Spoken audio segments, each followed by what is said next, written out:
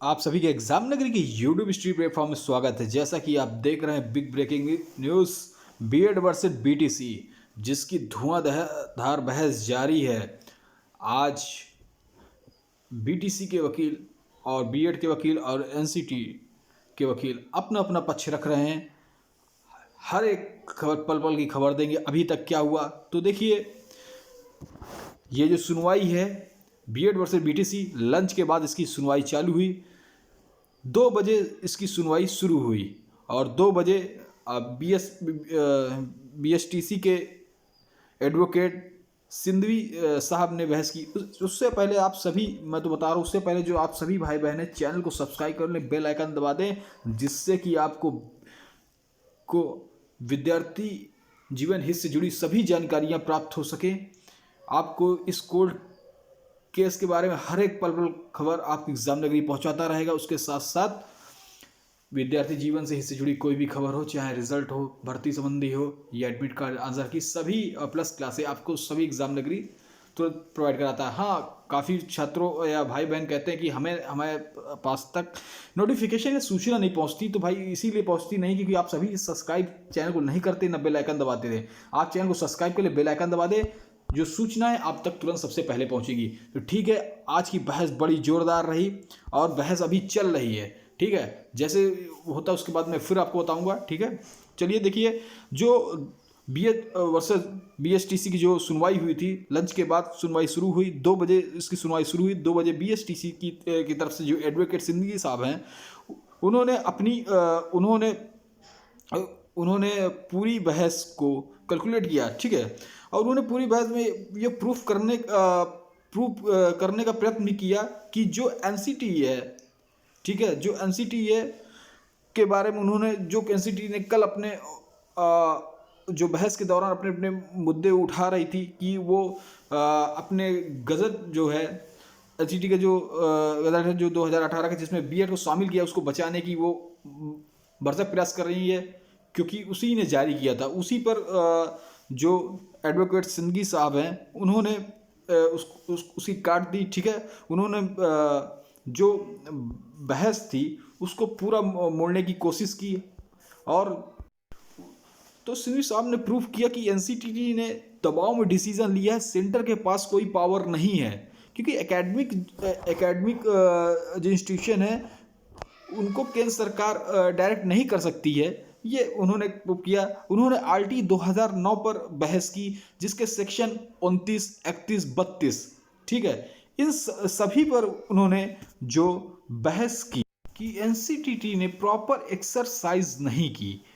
ये जो एडवोकेट सिंघवी साहब जो बीएसटीसी के वकील हैं, उन्होंने काफ़ी तर्क रखे एनसीटीटी के खिलाफ। क्योंकि देखिए, उन्होंने कहा कि जो कैंडिडेट हैं बीएड के, वो कक्षा 6 से 8 के लिए एलिजिबल हैं। क्योंकि देखिए, उनके वकील जिसमें से एनसीटी की जो एडवोकेट हैं मनीषा मैम, उन्होंने कहा कि उन्होंने कहा कि प्रॉपर उन्होंने कमेटी नहीं गठित की, तो उन्होंने एनसीटी की जो एडवोकेट मनीषा मैम ने कहा कि हमने एक कमेटी गठित किया था, इसी हिसाब से हमने बीएड को इस पे लिया। ठीक है, तो फिर उसके बाद जज साहब जो वहाँ पे जस्टिस, उन्होंने तुरंत कहा कि अगर आपने कमेटी गठित किया है तो उसका एफिडेविट दीजिए, खाली बहस से नहीं है, उसका एफिडेविट दीजिए। तो देखिए, उसमें ये भी कहा कि ब्रिज कोर्स है और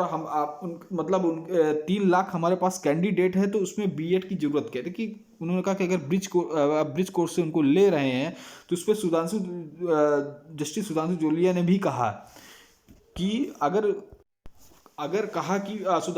जस्टिस सुधांशु जोलिया ने कहा कि अगर ब्रिज कोर्स की क्या ज़रूरत है जब बीएसटीसी के 3 लाख कैंडिडेट पहले से मौजूद हैं। अगर कैंडिडेट ना होते, मतलब जो, तो फिर आप बीएड को करते जब खुद ही उनकी संख्या इतनी है, तो ब्रिज कोर्स की क्या ज़रूरत। तो ऐसे ऐसे कई आर्गूमेंट हुए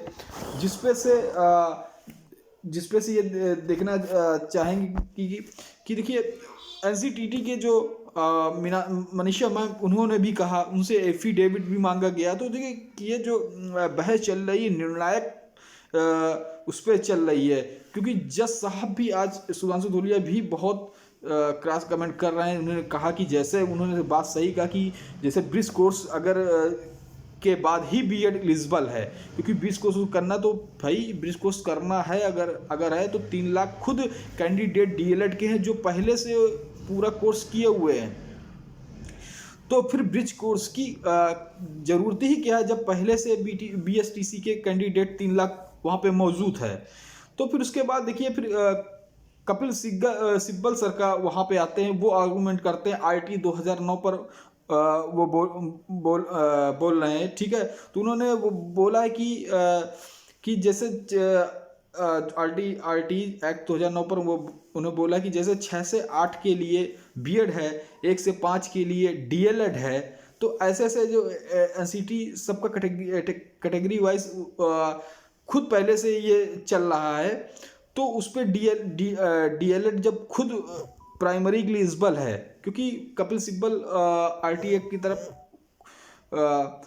बहस कर रहे हैं और बहुत काफ़ी जोरदारी के साथ वो पक्ष को रख रहे हैं कि जब सबके लिए अलग अलग कैटेगरी वाइज बना हुआ कि 6 से 8 के लिए बीएड है और 1 से 5 के लिए डीएलएड है, तो फिर बीएड को प्राइमरी में क्यों किया जाएगा? क्योंकि देखिए सब आप खुद जानते हैं। और ब्रिज कोर्स का मुद्दा बहुत ज़्यादा उठ रहा है कि ब्रिज कोर्स, क्योंकि ब्रिज कोर्स ना होता तो एक बार शायद बीएड के पक्ष में थोड़ा सा कैंडिडेट हो जाता। देखिए मेरा देखो न्यूज़ पॉइंट ऑफ व्यू है, देना है, कोई भी इस पे जीते, ठीक है, तो इसमें कुछ नहीं है। लेकिन जो आज बात उखड़ के आ रही है बार बार, अगर जज साहब भी ब्रिज कोर्स का नाम ले रहे हैं कि ब्रिज कोर्स अगर करना पड़ रहा है तो तभी बीएड के कैंडिडेट एलिजिबल है, पहले से उनके पास 3 लाख कैंडिडेट मौजूद हैं। यही कपिल सिब्बल भी आर्गूमेंट कर रहे हैं जज साहब से कि आरटी एक्ट 2009 जो भी सिटी के वकील ने बोला, बीएड के वकील, ये सब काट दे रहे हैं, ठीक है। तो बता रहे हैं कि जब पहले से ही उनके पास मौजूद हैं 3 लाख कैंडिडेट, तो फिर भीड़ क्यों बढ़ाई जाए, क्यों उनके हक छीने जाए, ठीक है। बात तो ये सही है। तो बहस बहुत जोर तारों से चल रही है, अभी और बहस होगी जिसमें से कलकत्ता हाई कोर्ट के भी बोलेंगे, मीनाक्षी अरोड़ा भी बीटीसी की बोलेंगी। तो बहुत ही देखा जाए तो धुआंधार बहस चल रही है। यहाँ तक है कि जब तक मुझे तो लग रहा है जब जो सुनवाई चल रही है, ये सुनवाई पूरी होने का आज भी आर्डर शायद रिजर्व होने की उम्मीद है, क्योंकि निर्णायक मोड़ पर ये बहस चल रही है। तो जैसा होता है, जैसे इसका आर्डर आता है या ये बहस खत्म होती है, जिसके बाद जो पॉइंट ऑफ व्यू होंगे हम आपके सामने लाएंगे। तब तक के लिए आप सभी बने रहें। एग्जाम डायरी को चैनल को सब्सक्राइब करें, लाइक करें, शेयर करें, सब्सक्राइब करना ना भूलें।